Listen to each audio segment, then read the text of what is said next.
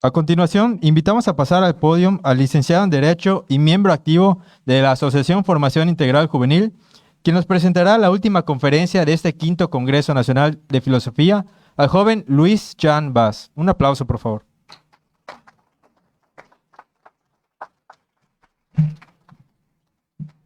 Buenas tardes, estimado público y todos aquellos que nos ven desde las redes sociales. Es un honor presentar al doctor Armando Robles Liceaga. A continuación les presentaré su perfil. Actualmente es director de la preparatoria José Vasconcelos en la unidad Villafontana.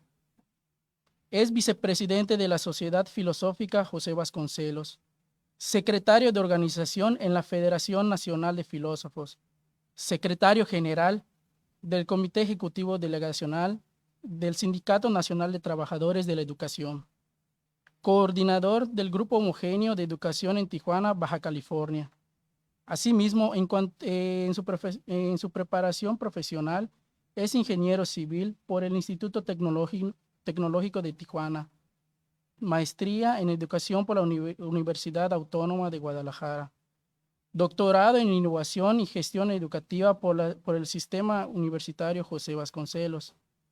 Tiene estudios de maestría en filosofía por el Centro de Filosofía Realista. En cuanto a sus diplomados, es diplomado en filosofía educativa, diplomado en ética y valores, diplomado en dirección administrativa, en filosofía y desarrollo humano, diplomado en estrategias didácticas para la difusión de la ciencia, diplomado en computación aplicada a la docencia, diplomado en gestión pedagógica y escolar, diplomado en desarrollo de la creatividad, diplomado en seguridad social, en diversos cursos y talleres en el área de educación, desarrollo de competencia, empleo de tecnologías de la información y la comunicación, liderazgo y gestión sindical. En cuanto a sus participaciones, ha sido ponente en el Foro de Valores convocado por el Gobierno del Estado en 1998, ponente en el Foro de Educación y Valores convocado por el Grupo Madrugadores en 2004, ponente en el foro sobre la implementación del libro de texto gratuito de biología en secundaria y la reducción de penas a menores infractores, convocado por el movimiento magisterial y ciudadano. Ha tenido participación en el equipo de investigación educativa para el diseño de la prueba enlace de formación cívica y ética del Instituto de Investigación Educativa en Baja California. Asimismo, los reconocimientos ha sido tercer lugar nacional del Encuentro de Maestros de Pintura en Jalapa, Veracruz, primer lugar en investigación en la Feria Internacional de Historia convocada por la Universidad Autónoma de Baja California, el reconocimiento especial de 2 ocasiones por la Secretaría de Educación Pública por los resultados de los exámenes de los cursos nacionales de actualización. Ha tenido mención honorífica por obtención de primer lugar en aprovechamiento en la maestría en educación por la Universidad Autónoma de Guadalajara, seleccionado para presentar a Baja California en la muestra editorial del CENTE en la Feria Internacional del Libro de Guadalajara, Jalisco. En cuanto a sus publicaciones, el libro de elementos de filosofía, explorando el mundo de la filosofía, perfil de maestro, diversos manuales instructivos y folletos dirigidos a maestros, el cual nos hablará sobre los fundamentos filosóficos e ideológicos en la educación pública mexicana. Un fuerte aplauso al doctor Armando.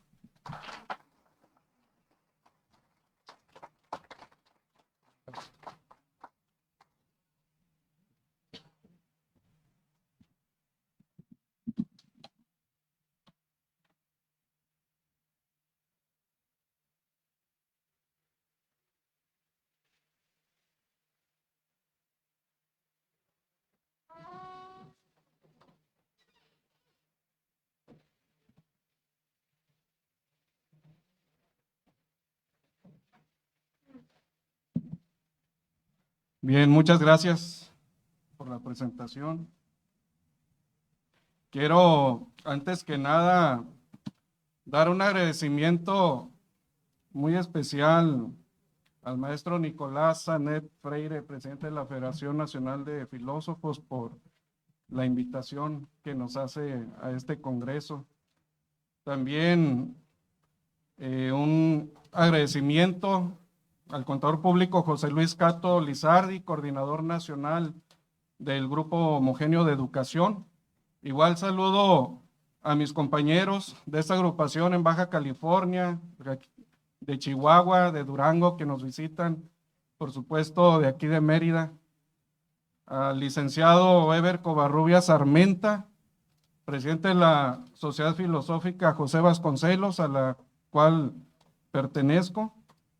Agradezco también a Javier Camal y todo su equipo de colaboradores por su hospitalidad, recibirnos aquí en esta bonita ciudad.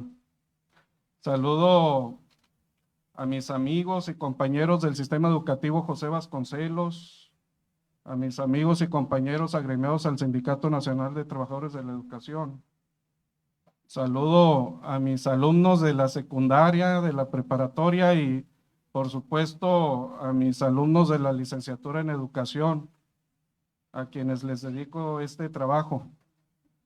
Y con la venia, no cabe duda que hablar de educación y de filosofía de la educación en México, pues es algo fascinante.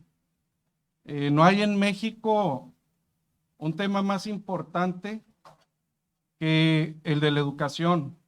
Es el tema que se lleva el mayor de los presupuestos. Quisiera la siguiente diapositiva, por favor.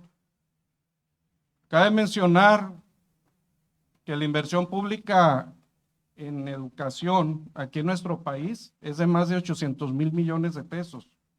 Solamente para la SEP, su presupuesto es de 364,500 millones de pesos, que es el mayor entre todas las secretarías de Estado.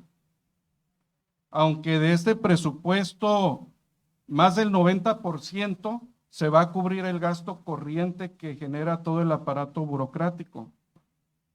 Pero no solo el Estado invierte en educación, también lo hacen las grandes compañías, las transnacionales, los bancos.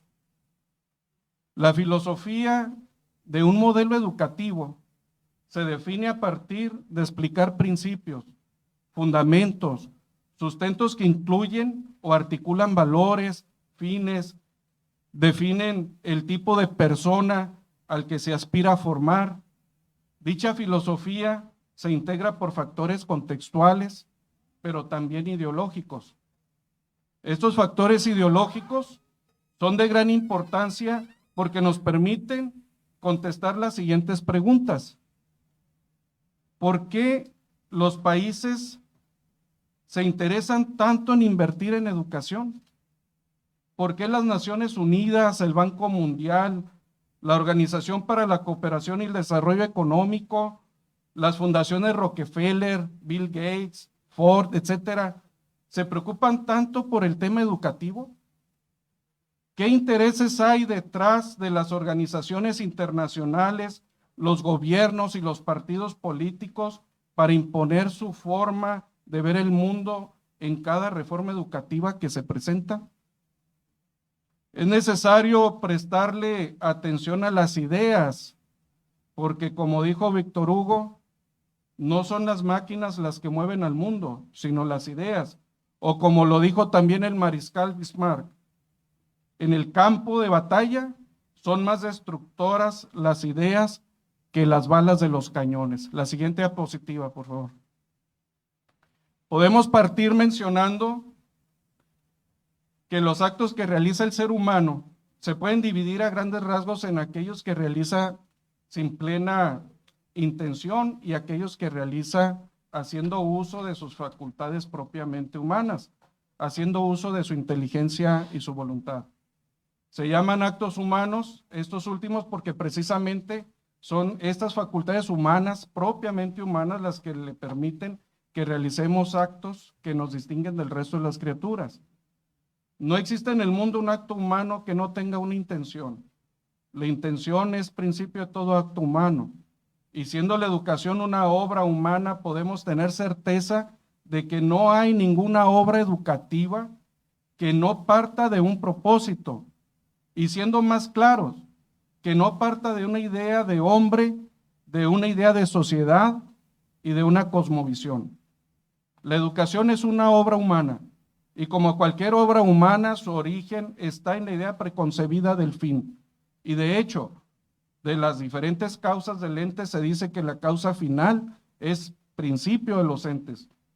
El mundo de las ideas es posible porque el ser humano puede no solo conocer, sino entender el mundo real. Para comprender la realidad natural, el ser humano puede recurrir a dos vías de conocimiento, la vía directa o intuitiva y la vía indirecta o discursiva. Esta vía discursiva es posible por la capacidad que el ser humano tiene de razonar y llegar a conocimientos de manera indirecta. El ser humano se forma ideas o conceptos de las cosas y de ellos forma juicios o proposiciones. Estos juicios que el ser humano formula pueden o no estar de acuerdo a la realidad. Por esto es que es totalmente válido decir que hay juicios verdaderos y falsos. Esto es importante tenerlo en cuenta, sobre todo para quienes intentan acercarse al mundo de la filosofía. Por cierto, porque se tiene una amplia difusión de una idea errónea de que cualquier forma de pensar es filosofía.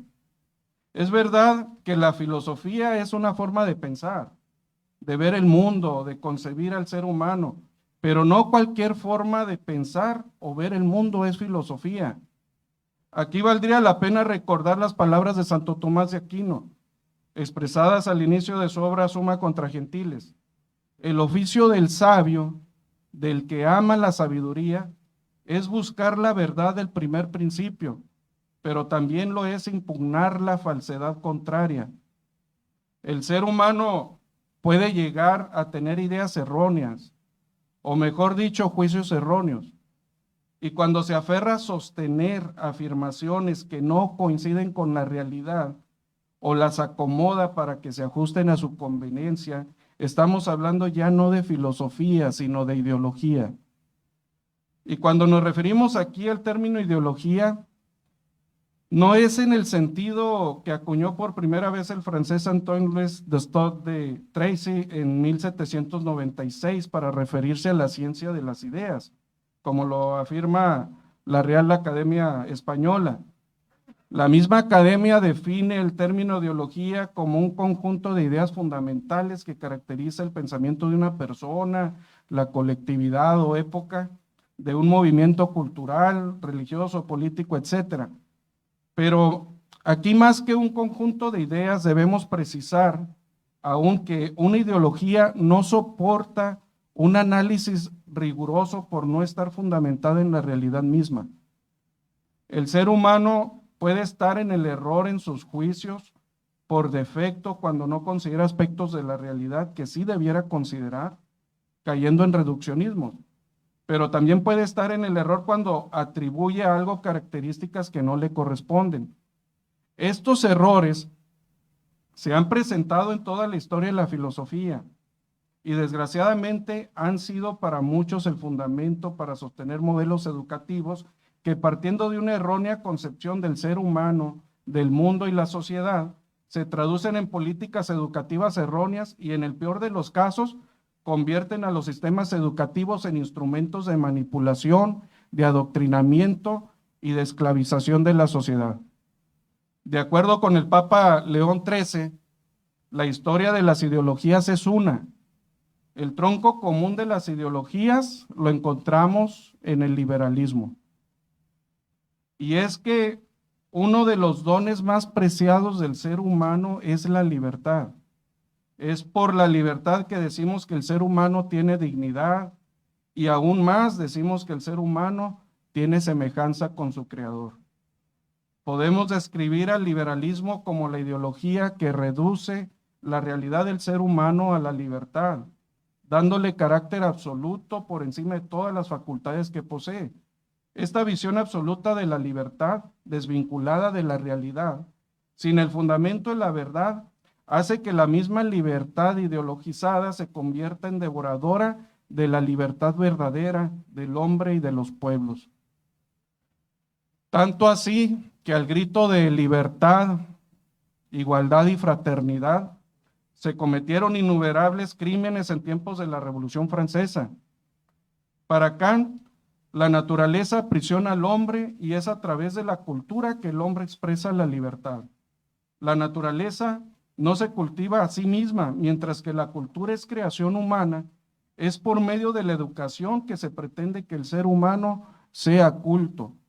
Aunque este término en el siglo XVIII era sinónimo de ser estudioso de la enciclopedia, conocedor de las bellas artes y poseer conocimientos y gustos refinados. ¿Sí? De ello ya nos precisó el doctor Sánchez Cú el día de ayer. La herencia de la decadencia de las monarquías europeas y el avance del liberalismo político no tardó en llegar a América. En México tenemos una gran influencia del liberalismo en el movimiento de independencia, pero es hasta la promulgación de la Constitución de 1857 cuando se consuma su implantación en la vida política del país, después de terribles disputas entre los partidos que radicalmente se oponían para ver establecidas las ideas que profesaban.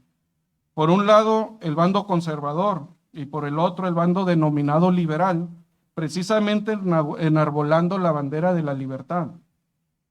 No es casualidad que el artículo 3, siguiente diapositiva, por favor, de esta mencionada Constitución de 1857, apelara al concepto de libertad para referirse al modo de educación en un momento en que se implantaba por la fuerza el Estado laico.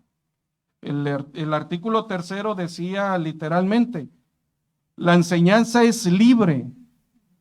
La ley determinará qué profesiones necesitan título para su ejercicio.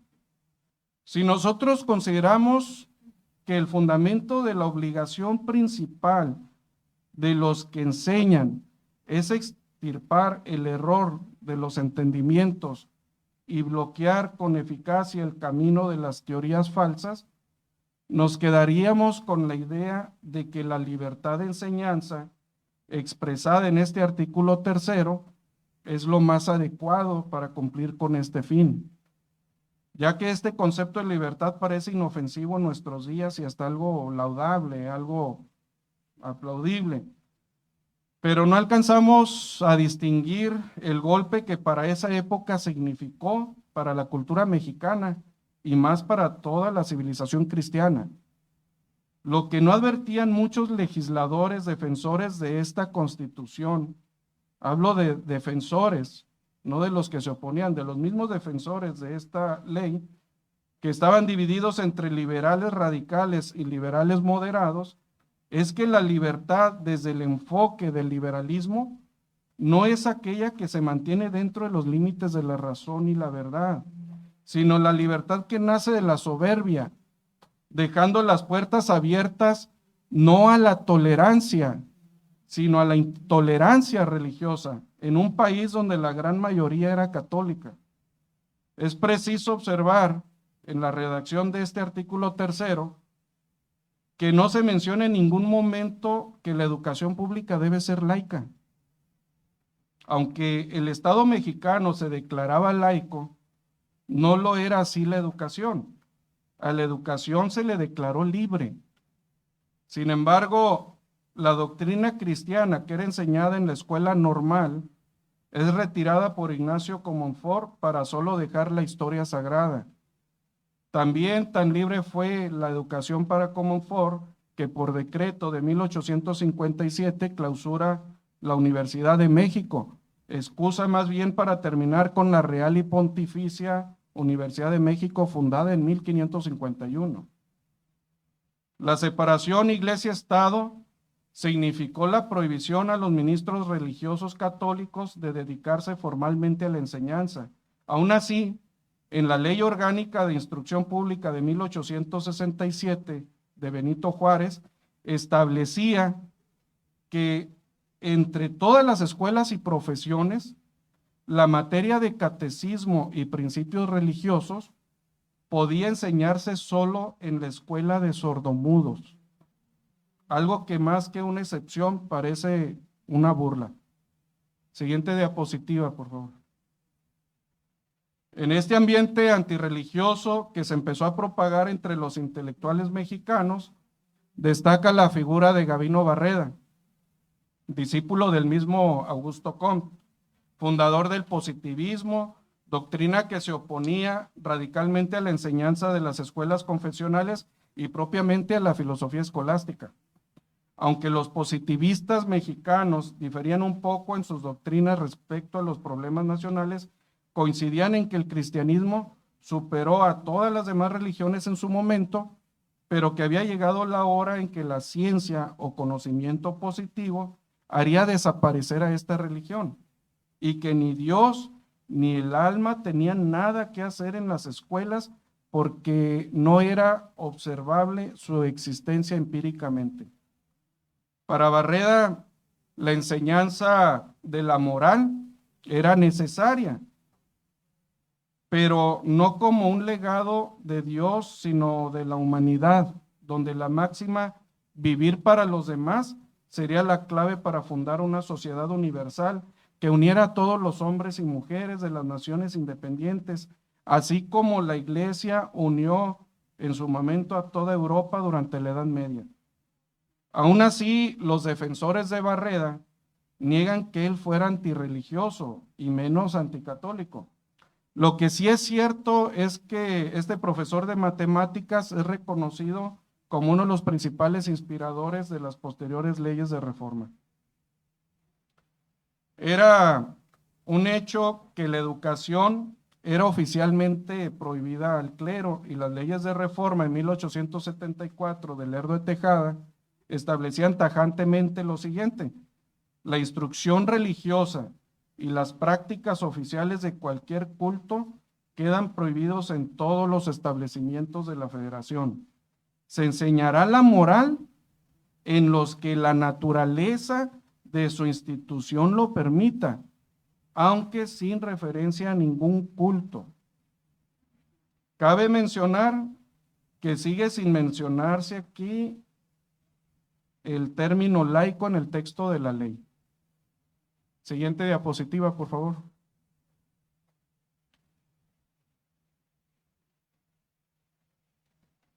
Muchos años antes en México, los fundadores del Colegio de las Vizcaínas usaron la voz laico en el sentido de que el colegio fuese independiente de las autoridades eclesiásticas, aunque ahí se enseñara religión y hubiera una capilla para el culto. Es decir, empleaban el término laico como sinónimo de no perteneciente al clero. Así como en la religión católica se puede distinguir a laicos y a los religiosos, siendo los laicos aquellos practicantes de la fe que no pertenecen a alguna congregación religiosa, como a los jesuitas, a los franciscanos, las carmelitas descalzas, a las misioneras de la caridad, etcétera, ¿no? Tantas órdenes que hay. Ya con Porfirio Díaz en el poder, su ministro de Justicia e Instrucción Pública, Joaquín Baranda, convocó a un congreso de instrucción en 1889 para regular la educación federal, y fue durante su administración que se empieza a dar impulso a este concepto de educación laica, con el significado de exclusión de la enseñanza religiosa y prohibición del culto, práctica que de hecho ya se había introducido en la ley de 1874, de la misma forma que ya se había empezado a utilizar en Francia e Italia entre 1878 y 1879. Los debates en torno a la educación que se dieron en las cámaras del Porfiriato llegaban a ser en este sentido de orden filosófico y metafísico, a diferencia de los debates que se dan actualmente. la ley de Lerdo dejó establecida la enseñanza de la moral, que obviamente se refería a una moral cambiante y utilitaria de acuerdo a los intereses de un Estado ateo. Pero se debatía en torno a cuál moral. Esa era la pregunta obligada.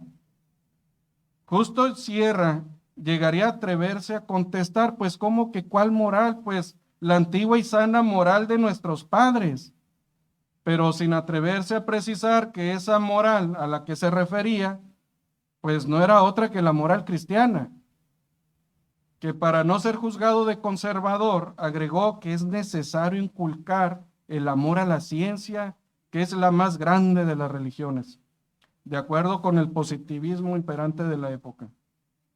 Otro positivista del porfiriato, don Joaquín Casasus, impulsó en la Cámara que el laicismo sea aplicado también en los planteles particulares, bajo el argumento de que el cristianismo es antagónico al Estado. Cabe señalar aquí que el cristianismo no se opone al Estado, al contrario, le dignifica. Lo que le faltó mencionar a Joaquín Casasus es que el cristianismo es antagónico, sí, pero al Estado ateo, o mejor dicho, al Estado anticristiano.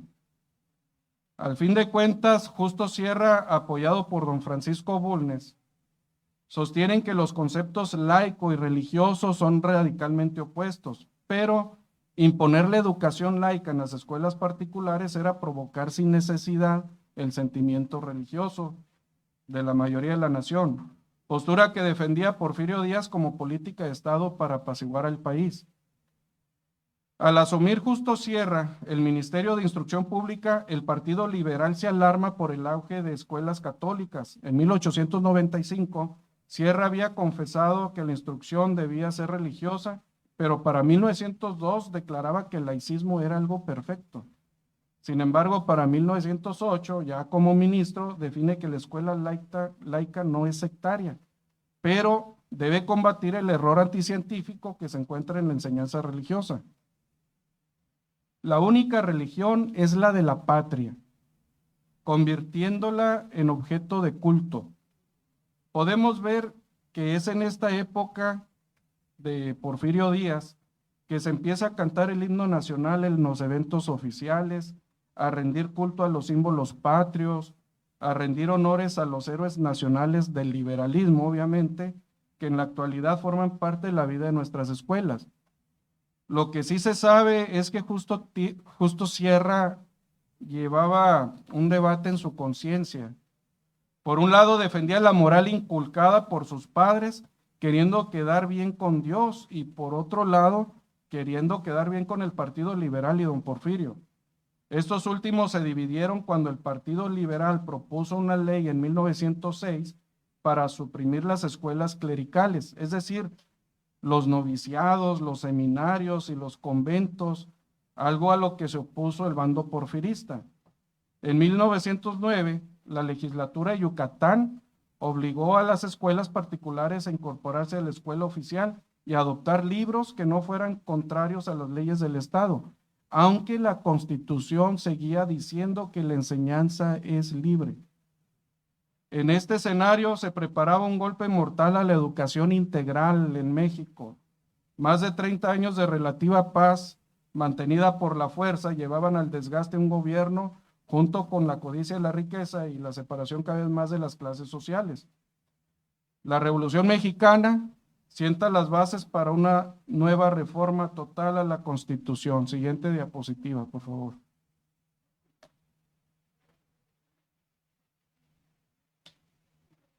En 1916, en Querétaro, se empiezan a dar los debates sobre la redacción del artículo 3º, estando presente Venustiano Carranza para presionar a la Asamblea, el presidente ahí metido en la Cámara de Diputados. La Comisión de Reformas había propuesto el siguiente texto: habrá libertad de enseñanza, pero será laica la que se da en los establecimientos oficiales de educación. Lo mismo que la enseñanza privada elemental y superior que se imparte en los establecimientos particulares. sea, laica pero libre. En fin, ¿en qué quedamos? Nótese que es aquí donde se propone el término laico, ¿sí? Por primera vez en el artículo 3. El profesor sonorense Luis Monzón, distinguido entre el bando de los jacobinos, propuso que no dijera laica, sino racional, porque podría entenderse que laico significa neutral, y debía quedar bien claro que la educación debe ser positivista. Era sabido por todos los constituyentes que la educación libre de 1857 era para referirse a libre de toda doctrina católica, y que su uso era para no crear alarma ante el arribo de la enseñanza atea y positivista.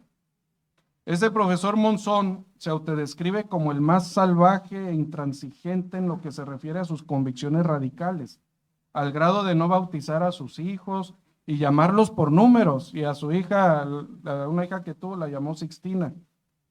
Aunque no fue aceptada su propuesta de cambiar el término laico por el término racional, no hay que apartarle de vista porque vuelve a aparecer en la primera reforma el artículo 3 de la Constitución de 1917, pero ya con Lázaro Cárdenas. El general Francisco Mújica le respondió al profesor Monzón que el término laico era más adecuado porque en ningún momento era para referirse a educación neutral. El general Francisco Mújica era otro jacobino que tuvo la fortuna de ser convocado por Carranza al Congreso Constituyente sin más mérito que el ser el más distinguido de los comecuras, así se autonombraba.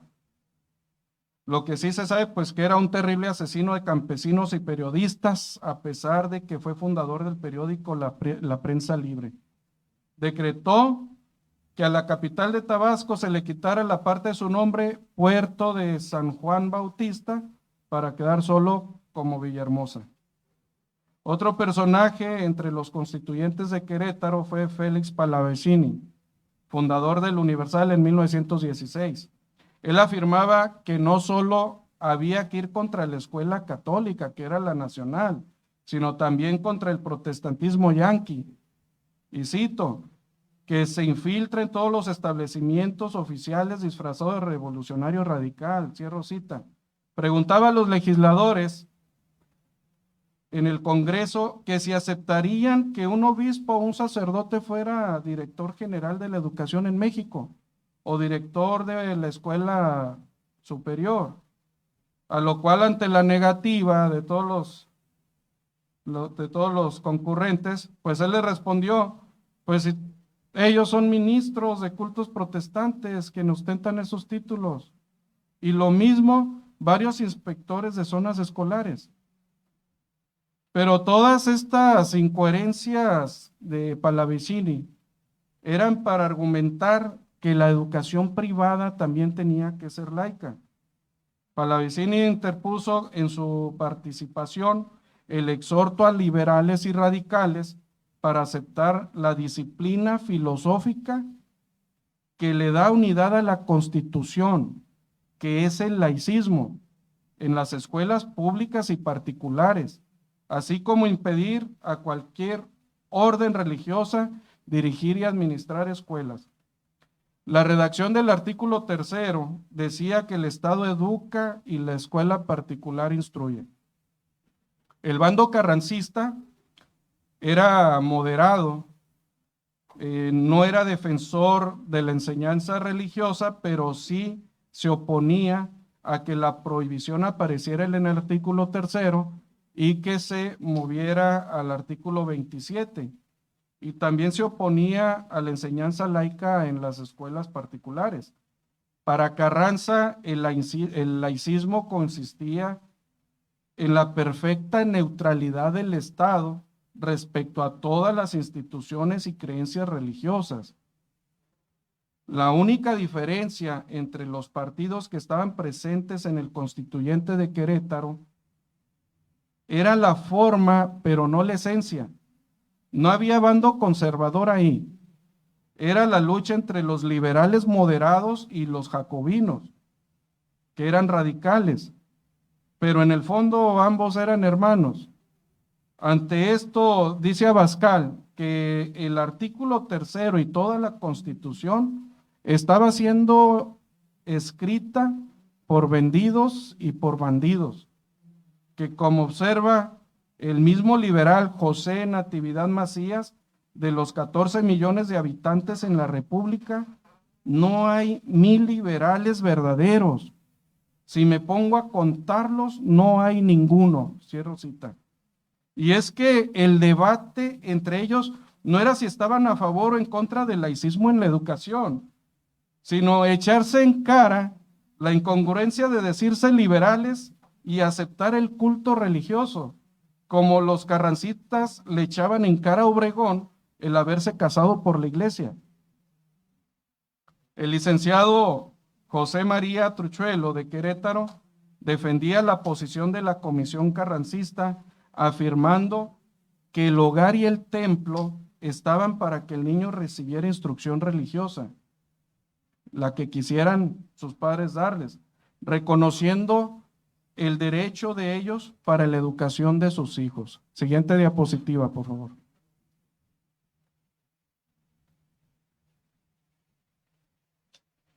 El caso es que el jubiloso grito de la patria se ha salvado. Por 99 votos contra 58 quedó aprobada la redacción del artículo 3, propuesta por el general Mújica, o sea, como la propusieron los jacobinos. ¿Qué tan importante es el tema educativo en México? Que el debate para aprobar la redacción del artículo 3 fue el que tomó más días de todos los artículos que contiene la Constitución. Sobre el laicismo plasmado en el artículo 3 de la Constitución de 1917, podemos decir que aunque Carranza tenía la intención de que la educación pública fuera neutral en el aspecto religioso, el hecho es que el espíritu de la ley era todo lo contrario. Era utilizar la educación para actuar contra la religión del pueblo. Para San Agustín, el laicismo es una violencia suprema contra la razón humana, porque le priva del conocimiento natural de Dios y le cierra el camino a la fe. El conocimiento natural de Dios es un acto de inteligencia previo a la fe. Estamos en una era en que el laicismo es un dogma inamovible, por medio del cual se le arrebata al niño la posibilidad de adquirir la simple sabiduría humana, porque es necesario creer para comprender lo que es el hombre y el universo. En la filosofía realista se concibe que la razón es hecha para conocer a Dios y la voluntad para amarlo y servirle. El laicismo en la educación es la más grande de las injusticias porque impide la posesión del bien supremo. Es imposible que haya educación integral por mucho que se hable de ello. Se sabe que el Imperio Romano fue cruel perseguidor de la iglesia recién apareció, pero siempre respetó el derecho de los padres de familia a enseñar a sus hijos en escuelas particulares, y cuando el Estado asumió en el siglo II la responsabilidad de establecer escuelas oficiales, jamás pensó en suprimir las escuelas particulares, perfectamente libres y preferidas por los padres para sus hijos. La religión en sí no es nociva para los pueblos. Nociva es la ignorancia.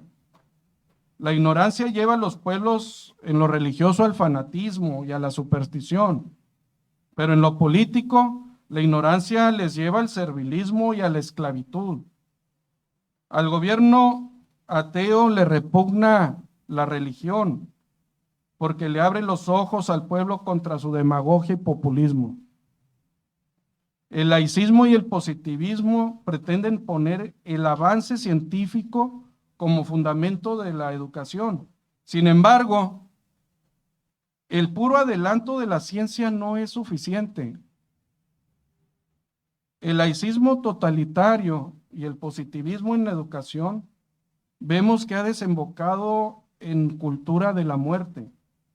El solo adelanto de la ciencia lleva a la eutanasia, al asesinato de nuestros ancianos. Los adelantos de la ciencia no se detienen para esterilizar a las razas y buscar una que sea la superior. aunque sea por medio de la manipulación genética. Los adelantos de la ciencia no nos son suficientes cuando se trata de controlar el crecimiento de la población por medio de las prácticas abortivas, cuando se trata de disminuir los costos en alimentación, aunque los productos empleados nos provoquen cáncer, o cuando al querer desarrollar la actividad económica de una región signifique destruir ecosistemas y áreas que deberían estar protegidas para el disfrute de las futuras generaciones. Creo que esto no está pasando aquí en Yucatán, ¿no?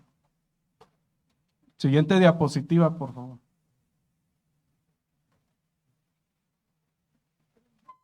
Todo esto lo tenía muy claro José Vasconcelos, digno ponente del positivismo y el pragmatismo en la educación.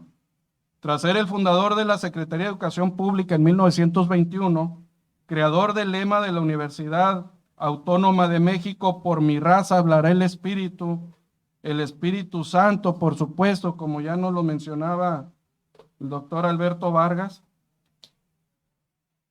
deja bien claro que haber hecho a un lado la ideología laica y positivista lo llevó a realizar en tan solo 4 años la obra educativa más nacionalista y trascendente que se haya podido lograr en toda la historia de la educación en México a partir de 1917. Y no me detendré aquí a abordar su pensamiento y obra educativa porque su sola persona requiere varios congresos como este. Pero dejaría aquí una pregunta. ¿Por qué, si habiéndose desarrollado un modelo educativo auténticamente mexicano, este no fue nutrido con todos los adelantos de la ciencia y todos los recursos del Estado, sino que fue desmantelado inmediatamente de raíz por el mismo gobierno de Obregón y los siguientes? José Vasconcelos no podía compartir en su conciencia los crímenes de su presidente Álvaro Obregón y le denuncia como traidor a la revolución, por lo cual, tras ser amenazado de muerte, tiene que abandonar el país. Y así queda toda una gran tarea a la cual no le llegaron los siguientes secretarios de Educación, quienes con la moda de la Revolución Rusa se trajeron la ideología marxista para implantar desde el Estado una nueva cosmovisión en nuestro país. Plutarco Elías Calles, siguiente diapositiva, por favor, inicia en pleno siglo XX una cruel persecución, expulsando y mandando dar muerte a curas y religiosas, solo por el simple delito de difundir la fe en las escuelas religiosas y templos católicos, utilizando la ideología del laicismo para atentar contra la libertad de enseñanza y culto religioso. En 1934 sostuvo en Guadalajara un discurso en el que decía: es necesario que entremos al nuevo periodo de la revolución, que yo llamo el periodo de la revolución psicológica. Debemos apoderarnos de las conciencias de la niñez, de las conciencias de la juventud, porque la niñez y la juventud deben pertenecer a la revolución.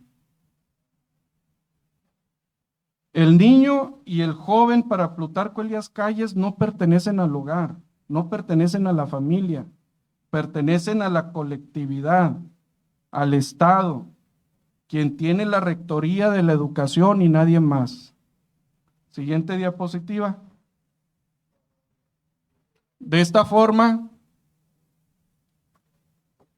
expresó todo su apoyo a la reforma constitucional al artículo 3º, la primera reforma, promovida por Lázaro Cárdenas para buscar por medio de la educación lo que no pudo lograr por medio de las armas, que era eliminar la creencia religiosa.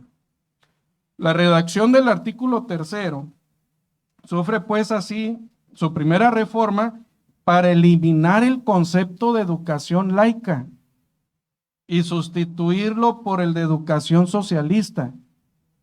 El texto decía: la educación será socialista y además de excluir toda doctrina religiosa, combatirá el fanatismo y los prejuicios, para lo cual La escuela organizará sus enseñanzas y actividades en forma que permita crear en la juventud un concepto racional y exacto del universo y de la vida social. Aparece aquí el término socialista en el sentido estricto de la ideología marxista, en su connotación de doctrina materialista y atea. Por eso es que les estorbaba el concepto laico, que no quedara ninguna duda que laico no significa neutral en el aspecto religioso. Hay que notar también que aparece nuevamente el término racional, propuesto por el profesor Monzón, al que no le habían hecho caso en 1917. Pero además, nótese la soberbia de los legisladores. ¿Quién puede darse la libertad de tener un concepto racional y exacto del universo? Pueden ver cómo nuevamente el liberalismo, ahora disfrazado de socialismo, se convierte en un látigo contra la libertad de enseñanza. Es el mismo gobierno de Lázaro Cárdenas el que provoca no solo atentar contra la educación laica, sino contra la educación gratuita, cuando estudiantes y maestros universitarios le exigen respetar la libertad de cátedra y autonomía universitaria, y al contestar que el gobierno no cubriría el costo de ni un lápiz a las universidades que no abracen la educación socialista. Después de una gran manifestación un 3 de marzo, no le queda más remedio que aceptar la fundación de la primera universidad particular en México y realmente autónoma, hecho que las actuales universidades privadas en nuestro país no deben dejar de lado, que el derecho a la universidad libre costó vidas y derramamiento de sangre de quienes defendieron la libertad de cátedra y autonomía universitaria. Y no me refiero al movimiento de 68 en Tlatelolco, sino a los mártires de 1935 en Guadalajara. Siguiente diapositiva, por favor. Es con Lázaro Cárdenas que los padres de familia dejan de ser a quienes les corresponde el derecho a elegir la educación para sus hijos. Es con Lázaro Cárdenas con quien se empieza a izar banderas rojo y negras y a cantar el himno La Internacional en las escuelas. Sí, aquí hago una observación. Habíamos escuchado hace poco, todavía como secretaria secretaria de Gobernación, a Olga Sánchez Cordero, decir que la rectoría de la educación es exclusiva del Estado. Pues no fue una idea de ella, no lo inventó ella. Desde la época de Lázaro Cárdenas, con la educación socialista, con esta reforma, con esta primera reforma al artículo 3, esto ya se había declarado. Se izan banderas rojo y negras y cantar himnos extraños. ¿Y qué estamos viendo actualmente? Ahora ya por imposición de la misma secretaría, se está convocando o se está obligando prácticamente a aceptar otras banderas que no son nada más las que nos representan como nación. Es en este gobierno donde el sindicato de maestros se declara como el ejército intelectual de la revolución. No fue nuestro actual secretario general, ya aquí ya se había mencionado en este tiempo. Es en este gobierno donde se inicia el uso de listas de prelación para la selección de maestros que puedan impartir clases en escuelas públicas y privadas. También aquí se empieza el uso obligatorio de libros de texto con contenidos anticientíficos y doctrinarios, pero a favor de la ideología del Estado. Y es aquí también donde a la reforma educativa se le llamó nueva escuela. Siguiente diapositiva.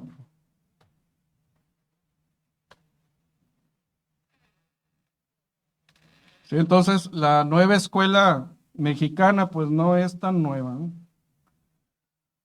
Después de numerosos debates de la lucha entablada por José Vasconcelos, Antonio Caso, Manuel Gómez Morín, la Asociación Nacional de Padres de Familia, empresarios y organizaciones civiles diversas en todo el país, y después de la culminación de la Segunda Guerra Mundial, el gobierno de Manuel Ávila Camacho, con Jaime Torres Bodet como secretario de Educación, promueve nuevamente la reforma constitucional al artículo 3º.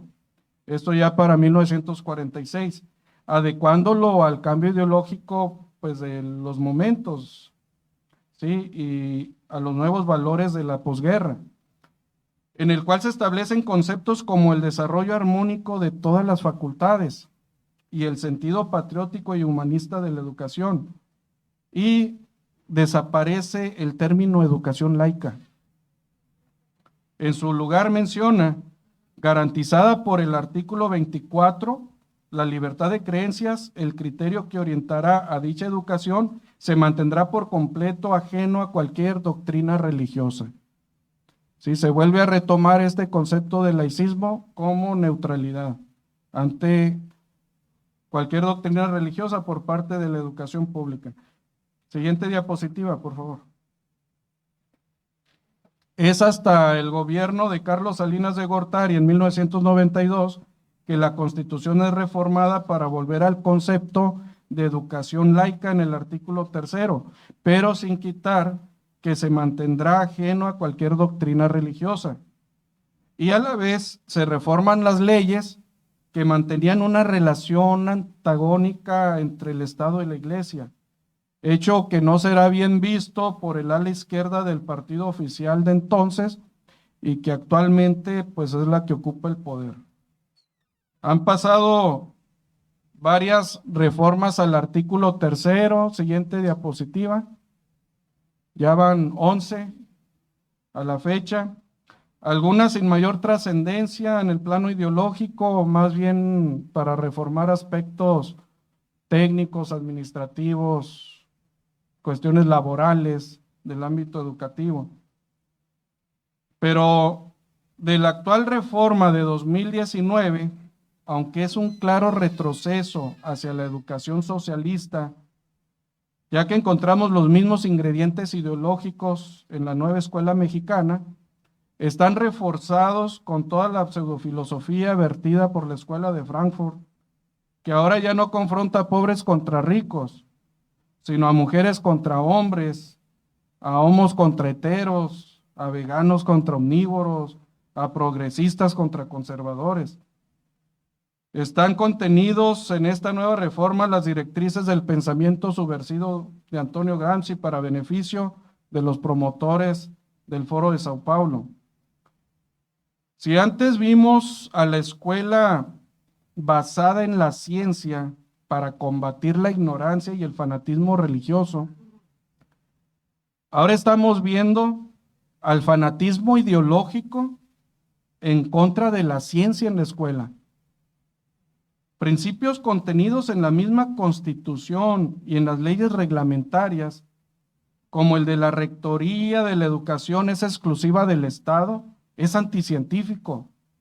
La perspectiva de género, el lenguaje inclusivo, el uso recreativo de las drogas, el derecho a ser madre confundiendo con matar a tu propio hijo, la educación sexual integral, el libre desarrollo de la personalidad, no tienen bases científicas, pero lo peor es que nos llevan a los directores y maestros y a los padres de familia a quedar atados de manos para educar y formar a nuestros propios hijos. Siguiente diapositiva. Todo el desastre que estamos viendo en las escuelas, donde no es posible siquiera aplicar un reglamento, no son el reflejo de que en México estamos mal en educación. La realidad es que vamos muy bien, porque eso es lo que quiere el Estado con las actuales reformas que se están imponiendo.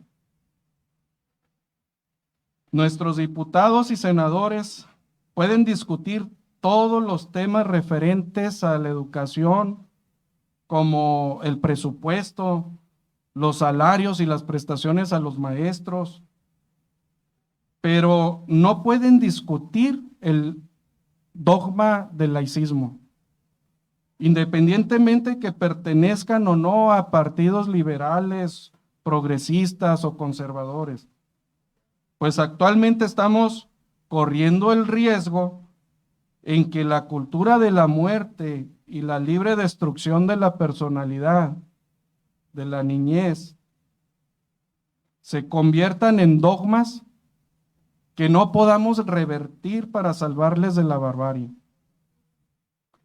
Rebecca Greenspan, secretaria general de la Conferencia de las Naciones Unidas sobre Comercio y Desarrollo en su calidad de secretaria general iberoamericana, resaltó la importancia de romper con los sistemas sociales rígidos, que es necesario impulsar un cambio cultural en América Latina y el Caribe. Entonces, no nos extrañemos si vemos que nuestros niños ya no pueden tener identidad, si no pueden identificarse como seres creados, si no pueden identificarse en su propio sexo, si no saben identificar su vocación. No nos extrañemos, porque para eso está diseñado todo el sistema educativo nacional. Está diseñado para ser el refugio de la contracultura que simboliza los valores de la sociedad actual. Que no nos escandalice esta crítica que acabo de hacer, pero el fundador de nuestra Secretaría de Educación Pública lo expuso claramente. Proclamar la verdad a la faz de los que apoyan su dominación en la mentira es función del maestro, más aún que la del héroe. Malaya el que busca complacer al malvado en vez de denunciarlo. Dichoso quien ve hundirse su barca en mares de traición y de cobardía, y no se desiste de condenar la injusticia, el error y el engaño. Lanzada la lucha, la verdad no puede ser serena, debe ser agitada como la tempestad y luminosa como el relámpago, firme como el rayo que derriba las torres de la soberbia del mundo. Muchas gracias.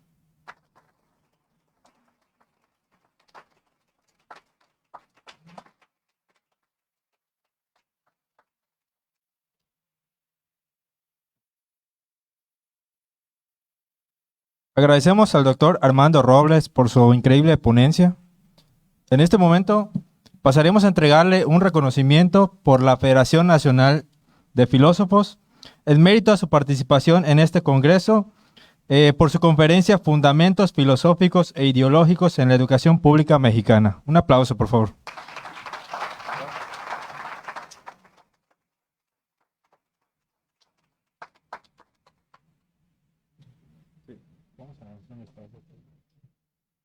En este momento procederemos a abrir un espacio para preguntas y respuestas. De la misma dinámica que las anteriores, si alguien tiene alguna pregunta puede levantar su mano. Muy bien, de este lado, por favor.